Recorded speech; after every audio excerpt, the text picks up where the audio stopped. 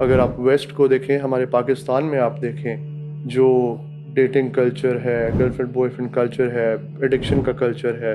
اور what not, تو اس لحاظ سے جو شیطان کی جو حربیں ہیں ہمارے اوپر، وہ کتنے زیادہ مضبوط ہو گئے ہیں پہلے کی نسبت۔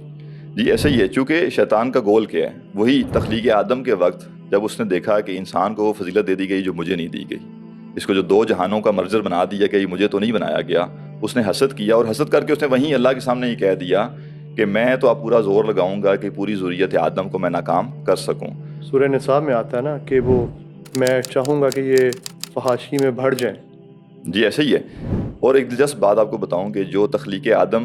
سے متعلق روایات ہیں، ان میں ایک حدیث میں آتا ہے کہ جب آدم جس میں خاکی بنایا جا رہا تھا، جسد خاکی بنایا جا رہا تھا، تو ابلیس آتا تھا، اور یہ ایک پروسیس سے ہوا، جو جسم پیدا کیے گئے وہاں اس وقت بھی ایک پروسیس سے ہوا، خالق امر کی عالم خلق کی چیز تھی نا، عالم تو خلق۔ ایک پروسیس سے پیدا ہوئی، یعنی فرشتے بھی آبزرو کرتے تھے کہ اچھا اتنی باڈی بن گئی ہے، یہ سب ہو گیا ہے۔ تو حدیث کے الفاظ ہیں کہ ابلیس آتا ہے، اور ابلیس آتا تھا اس وقت، اور وہ انسان کے یعنی حضرت آدم کے جسم میں داخل ہوتا تھا، یعنی ابھی روح نہیں ڈالی گئی، اس سے پہلے کی بات ہو رہی ہے، اور وہ پیٹ سے داخل ہو کر منہ سے نکلتا تھا، اور فرشتوں کو کہتا تھا کہ تمہارا رب بے نیاز ہے، یہ بے نیاز نہیں ہے، اس کی ٹینشن نہ لینا۔ یعنی ابلیس نے انسان کی تخلیق کے دوران یہ بھانپ لیا کہ اس کو قابو کیسے کرنا ہے، یا اس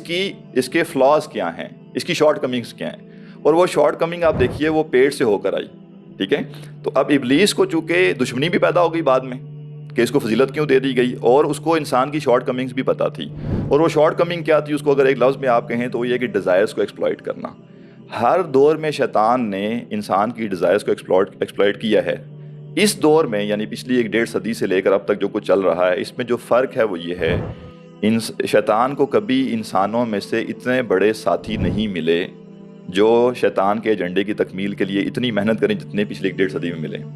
لہٰذا یوں کہہ لیجئے کہ اب انسانوں میں سے وہ لوگ بھی موجود ہیں جن پر شیطان کو رشک ہوتا ہوگا، ابلیس کو رشک ہوتا ہوگا کہ تو ہمارے سے بھی آگے کہ نکل یہ گئے، تو مجھ سے بھی آگے نکل گئے ہیں، یا یہ جیسے کہتے ہیں نا کہ زیادہ سگے نہ بنو، ٹھیک ہے۔ تو شیطان کے زیادہ سگے اس وقت دنیا میں وہ لوگ موجود ہیں جو شیطان کے ایجنڈے کی تکمیل کر رہے ہیں، جانے انجانے میں۔ ہم یہ نہیں کہتے کہ سب جان بوجھ کے کر رہے ہیں، لیکن جانے انجانے میں یہ ہو رہا ہے، کیونکہ دیکھیے قرآن مجید کہتا ہے کہ ہم نے اس دنیا کو مزین کیا انسان کے لیے، زین للناس حب الشہوات۔ اور شیطان کے بارے میں آتا ہے کہ شیطان انسان کے لیے دنیا کی چیزیں مزین کرتا ہے۔ اس کا مطلب کیا ہے؟ ایک اٹریکشن تو نیچرلی اللہ تعالیٰ نے انسان کے دل میں رکھ دی، اور وہ آزمائش کے لیے ہے کہ اس کو ہم دیکھیں کہ یہ اپنے مقصد کو فوکس کرتا ہے یا یہ اٹریکشن کی طرف چلا جاتا ہے، ڈائیورٹ ہو جاتا ہے۔ لیکن شیطان کیا کرتا ہے؟ شیطان اس کو مزید بیوٹیفائی کرتا ہے۔